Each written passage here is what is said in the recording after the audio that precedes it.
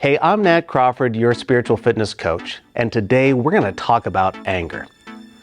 Anger is a powerful emotion, capable of spurring us into action or leading us down a path of regret.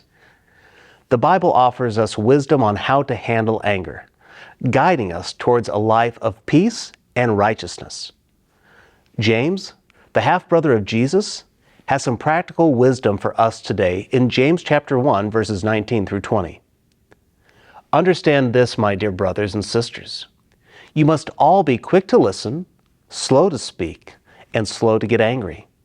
Human anger does not produce the righteousness God desires. These verses from James provide a clear and practical framework for managing our anger in a way that aligns with God's will. So let's dig deeper into understanding this framework and how we can apply it to our lives. James starts with an appeal to be quick to listen, a reminder of the importance of active listening in our interactions. Listening is the first step towards understanding. It involves giving our full attention to others, seeking to comprehend their perspective before responding. This approach fosters empathy and patience, essential qualities for diffusing anger. Being slow to speak is the next piece of advice. It's a call to think before we speak, to weigh our words carefully. In moments of anger, it's tempting to let harsh words fly, but James reminds us of the power of restraint. By pausing to consider our response, we can avoid saying things that may harm our relationships and regret later. Slow to get angry emphasizes the importance of controlling our reaction to provocation. Anger itself is not sinful. It's a natural emotion. However, it's how we handle our anger that matters. By not allowing ourselves to be quickly provoked, we can manage our emotions in a way that reflects God's character. James concludes by explaining why this matters. He says human anger does not produce the righteousness God desires. Our flashes of anger often lead to actions and reactions that are far from what God wants for us and from us. Righteousness, living in a way that is right in God's eyes, cannot be achieved through human anger.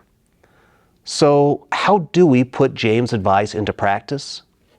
First, choose to respond and not react. When you feel anger rising, take a moment to breathe and think before you respond. Ask yourself if your words will reflect God's love and lead to resolution.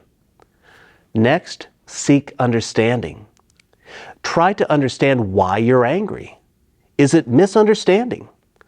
A deep-seated issue? Understanding the root cause can help you address it more constructively. Third, ask God for patience and self-control. Regularly pray for the fruit of the Spirit, including patience and self-control.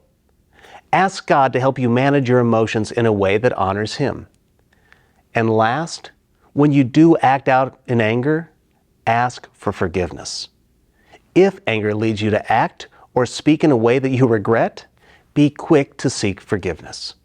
Also, be willing to forgive those who may anger you.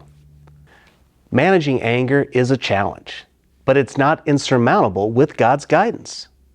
By being quick to listen, slow to speak, and slow to anger, we can navigate our emotions in a way that brings peace and righteousness.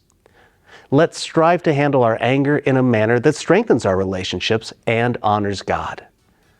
Together, we can transform moments of potential conflict into opportunities for growth and understanding. When we do this, you can win today.